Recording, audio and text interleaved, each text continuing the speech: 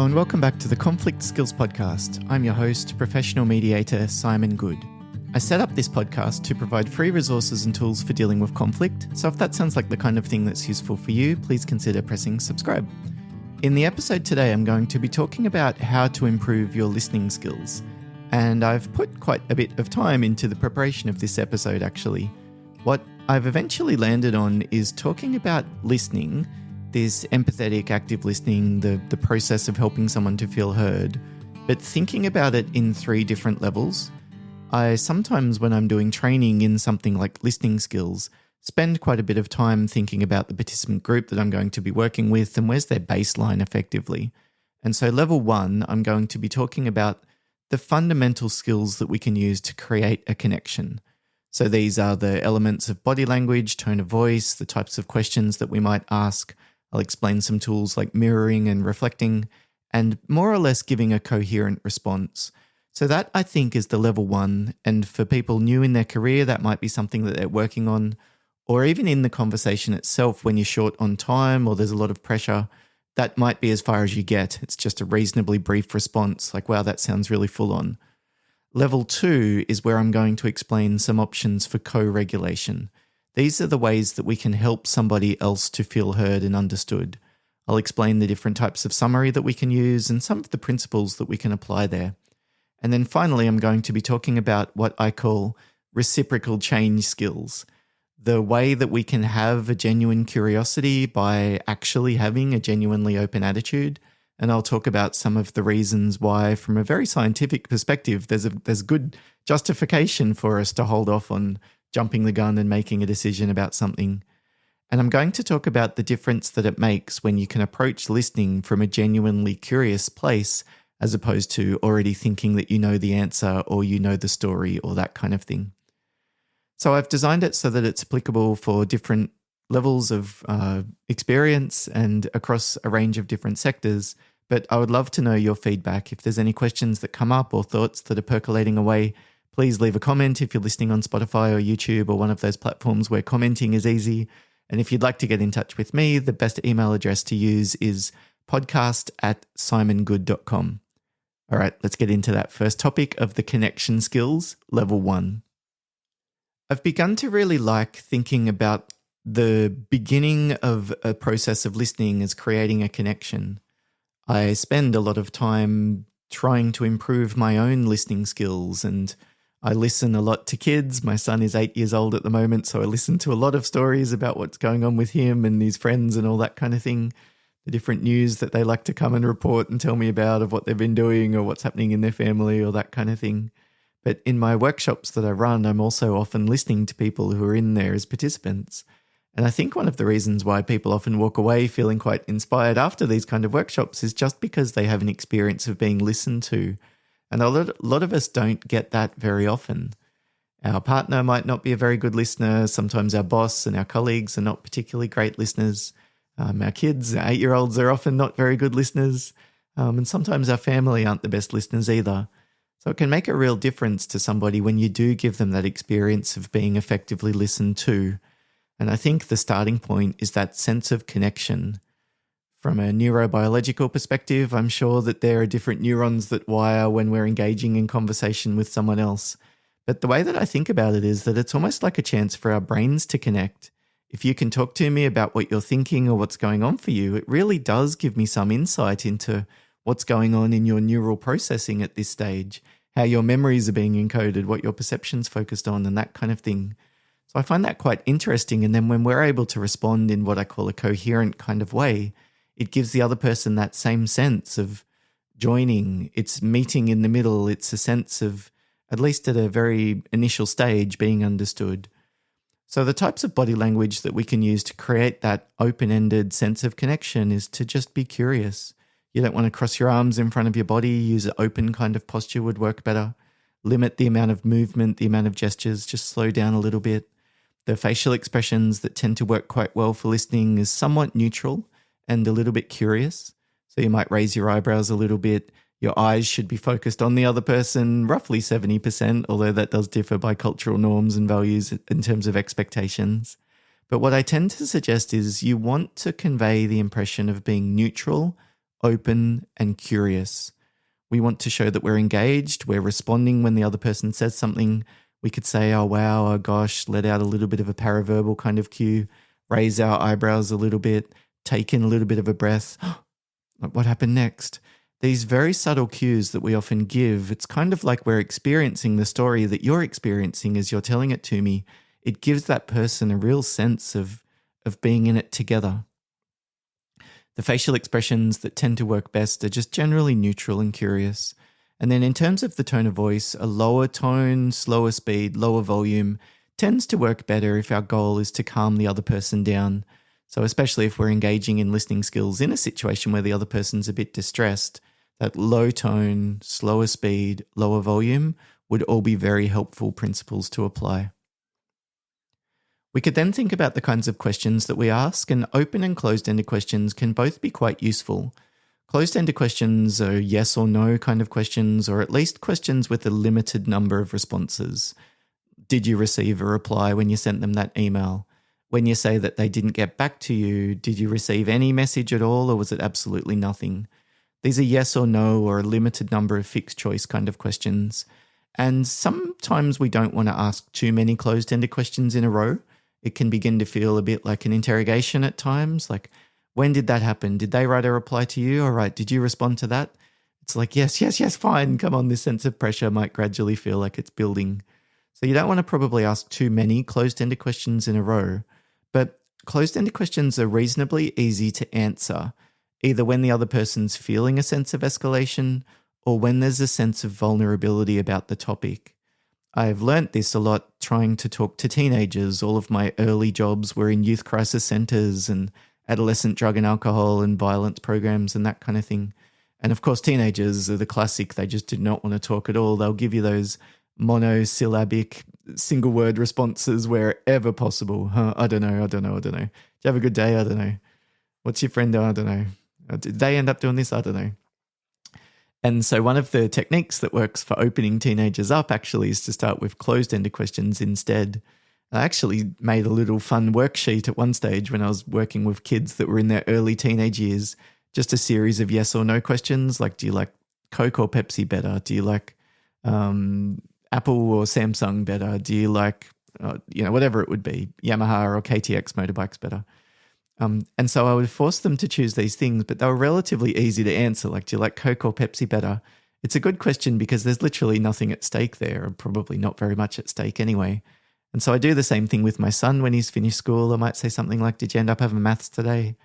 Or I know you thought that you might not need all of your lunch. Did you end up feeling hungry at the end, or was it enough? Like, these are reasonably easy questions to answer. Did you eat all of your lunch? Or maybe not if he feels like he's been in trouble for eating lunch in the past. But my point is that they're just very shallow, low detail. They don't take a lot of executive functioning, and he's not likely to be worried about me judging him for his response. Was this person there again? I know they're off sick. Are they back yet?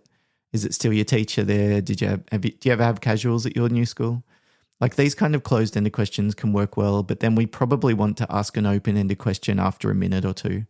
So open-ended questions are ones that have multiple possible responses. Good listening questions often begin with what and how. How did that play out? What happened? How did you respond? What was that like for you? What was going through your head at the time? What needs to happen now? How can I help? What options are there at this stage? Like, these kind of questions are really good because the other person's in charge of how much detail to share, what's important in terms of the story, but it also encourages them to tell the replaying of the events in a bit of a narrative form. It usually is like this, then this, then this, or this, then this because of this. And that in itself can be quite helpful for you to enlighten you about what's going on. But also, if our goal is, as a listener, is to help them to process what experiences they've been having, then encouraging them to present the information in a narrative kind of way can be one of the things that's quite helpful for that. So again, you probably don't want to ask too many even open-ended questions in a row. It might feel like a bit of an interrogation. You could intersperse the other listening techniques like mirroring or reflecting. This is where we basically repeat back a few of the words that the other person said. You could do it strategically. You might repeat back the final words that they said if that's something that's likely to encourage them to keep talking. Or you could repeat back the change words in what they said. Like if they said, everyone keeps telling me that I need to give up drinking, but they've got no idea what it's like for me. Like we could reflect back the fact that other people have told them that they should probably consider changing their habits. Oh, other people have mentioned something. Or we could talk about the bit of their statement that was solution focused or future focused. So those are the three options that I tend to choose between what do I mirror and what do I reflect. The last bit of what they said, the most important bit of what they said, the change bit of what they said, or the future focused, solution focused bit. So if you've got a staff member and you're a team leader, maybe they're coming to you complaining about somebody else on the team. They're not pulling their weight. I keep hearing stories about how they're making all of these mistakes. I'm so sick of it. They're being treated differently. It's not fair on the rest of us. So a reflecting or a mirroring would be something like you don't feel like it's fair, or it's impacting on the rest of you, or you feel like they're being treated differently, or you've tried to talk about it with them, but you haven't been able to get to an outcome, or it sounds like you're aware that other people are being affected as well. So we put a bit of an upward inflection on the end of our sentence, kind of like the classic Australian caricature, the way that we talk, with an upward inflection when we're just saying something, but it's not really a question. So we would deliberately do that, even if you're an inadvertent end of sentence riser as an Aussie, because it's a bit of a question mark. It's like, other people have been affected? Sorry, you feel like they've been treated differently? And if the person doesn't speak, you could say something like, how so? But I find that very, very rarely do you have to do that. Just repeating back a few of the words that the person said is a lovely organic way of getting them to keep speaking. So if we intersperse those closed-ended questions, the open-ended questions, with that reflecting or mirroring, it tends to mean that it comes across as somewhat organic and genuine, at least in our initial efforts to create that connection. The other thing that you want to focus on are what I call coherent responses. If the person's saying something that's really exciting, like you should act a little bit excited, like a facial expression that's very slightly excited, or saying something like, oh, wow. And if they're talking about something that's really hard for them or a real struggle, you saying something like, yeah, I get where you're coming from. I really appreciate all of those different events that you've been through and just how much impact that's had, not just on yourself, but on the other members of the team. Like that coherent response, I'm matching the affect, the feelings, the emotions that you're kind of bringing to the story. You have to tread a little bit carefully if you're in a management or leadership role, because you probably don't want to imply that you agree with them. But you could say something like, look, I can certainly see that from where you sit, this is how you're seeing things. Level 2 are the different options that we've got for co-regulation and helping the other person to begin to feel heard. Now, I think the two options that work for this are longer and shorter summaries. The shorter summaries that we might include is something like an accurate summary of their thinking, their feelings, and their behaviors through the story. So we could say something like, gosh, that sounds really frustrating. And it's not like it's just a one-off. It's actually been a pattern that you've been dealing with for quite a long time now. So it's a shorter kind of summary, but I'm touching on this has been really difficult for you. And here's one of the important elements of the story that you just said. That sounds really challenging, and not just for you, or that sounds really difficult. And it's particularly frustrating given the fact that you've done everything that you could to prevent this problem from coming up, and yet you're still sitting here now in the mess that other people have created, and it's your job to fix it. The longer summary that we could create is where we play back quite a bit of the detail in what they shared with us. You wouldn't just say something like, that sounds really full on, that sounds really difficult, gosh, that sounds really challenging. We would say something like, let me just check I understood what you've told me so far. So it actually feels like since you begun in this new role, you've been wondering if maybe you had enough support. You've been looking around at other people in different roles and seeing the way that they were treated in terms of KPIs. And it certainly felt from your perspective like for some reason your team is being unfairly treated. You've tried to raise this with your line manager, but it sounds like you haven't been able to get any resolution. And obviously that's what's prompted you to set up this meeting with myself. Have I got that right so far? So I'm not implying agreeing or disagreeing at this stage. It's just a long summary of everything that they've told you, especially if you disagree or you think that they've got some information wrong. It can be quite challenging to bite your tongue and do this. But that is often laying the scaffold, laying the foundation that we need to build on the next level of the active listening conversation. So the principles that we would apply here is we would show them that we're not certain. We're still open to new information. We want to provide them with autonomy. Look, ultimately, it's up to you. I guess you've got this or this as choices. Which way are you leaning? We don't want to imply judgment. If my son tells me that he didn't eat his lunch today, I obviously don't want to jump down his neck straight away and say, well, for goodness sakes, do you understand how much lettuce costs at the moment from the supermarket or something? We want to be solution-focused and future-focused. So even if in our longer summary we talk about the problems and the hurdles and the setbacks that they've had, at the end of it, we probably want to focus on the future and on the solutions by saying something like, so it sounds like you're still trying to decide what your next steps will be. Level 3 in our active listening skill set is what I think about as reciprocal change skills. What we want to do is to give 51% and give the other person an impression that we are genuinely open to their perspective. We're genuinely curious. We're actually taking what they have to say seriously. And when the other person gets that sense that we really care, they really do feel that, then that often creates the foundation for them to give it back to us. I think so much when I'm doing mediations and I'm watching debates and that kind of thing online or in person, people don't do a good job of convincing the other person to change their mind. And I think the step that they're often missing is they're obviously never going to be willing to change their own mind. So how on earth could you expect somebody else to be willing to do it just because you give them new information? I mean, you're not going to change your mind if you get new information. At least that's not my impression. That's not my experience of interacting with you. So this often comes, this genuine curiosity, we can actually let go of some of the assumptions that we have about the other person or what they've done or their motivations when we understand the way that perception and memory works. It's not an accurate, so to speak, data-focused view of the world that we live. All of our perception is internal. It's the way that our brain creates a sense of the desk and the chair and the microphone and the computer and everything else that's in the room with me. So if it's my retinas taking in the bouncing photons that hit my visual cortex and it creates a sense of a computer in front of me, then it's quite possible that the other person sitting looking at the same events playing out are going to interpret it differently. And it's not just that. The way that my brain interprets something like a computer sitting in front of me also depends on my memory. It's all of the experiences that have gone into my learning until this point. So I really like to remind myself that I actually don't know all of the facts here. I actually don't have all of the data. It's perfectly possible that the other person has a very valid perspective, and the way that they're seeing this situation, it makes sense to them, but in a very literal way, it's not like it's wrong.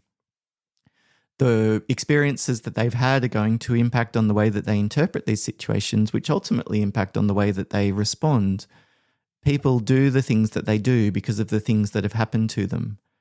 And I think this can be very helpful for you if you're struggling with something like forgiveness, for example, or empathy about why somebody could act in a way that's so harmful for others.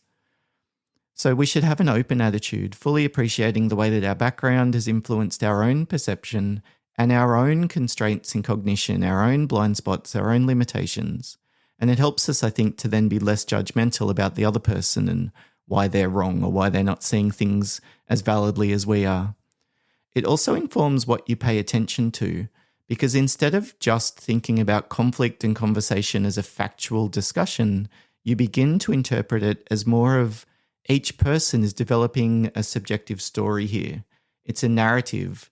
The way that the person sees themselves before as well as into the future is going to affect the way that they interpret this current situation. There's a lovely phrase from the Bible when an angel meets Hagar and says, "Where have you come from and where are you going?" And I really like those two questions. Where have you come from and where are you going? Because I think that often influences the way that we interpret this current situation and our own expectations about ourselves and others. And if we can look inward in more of an open-ended, more granular, less black and white kind of way, I think that also then helps us to see other people in more of an open-ended and genuinely accepting, genuinely curious, genuinely open to what they have to say kind of approach. And that then, I think, is the ultimate key. You know, those conversations where you walk away and you feel different, like there's something that's changed in you from that experience of being listened to. You've got a higher level of awareness. You've developed some level of insight. I think that reciprocal change, that's often the secret ingredient that good listeners are able to do, and probably what creates a bit of a ceiling on the less skilled listeners, especially when they're feeling a bit more flustered or stressed or you're just short of time. But what do you think? How does that overview of the level 1, creating a sense of connection, level 2, the co-regulation and some of those longer summary skills, and then level 3, creating that reciprocal change through instilling a genuinely open and curious attitude ourselves. How does that resonate with you? Do you think about active listening and empathy in a similar kind of way? Or do you have different elements that you tend to focus on? I'd love to hear from you. If it has been useful and you would be willing to leave a positive review, that is incredibly appreciated. It makes a big difference for little podcasts like this. And if you've got an idea for a future topic, a question, a case study that you would like me to talk about, whether it's a workplace conflict situation or conflict outside of work, please feel free to send it through. The email address is podcast@simongoode.com. I have started a conflict skills newsletter, so if you'd like to get some conflict resources sent to your inbox, you can sign up at simongoode.com. And I've also got a self-access version of my Essential Foundations for Conflict Management training. So there's a few little bits and pieces that might be of interest to a few of the people that are listening. So I just wanted to mention that quickly as well. Thank you very much for listening, and I hope to see you again in a future episode of the Conflict Skills Podcast. Bye for now.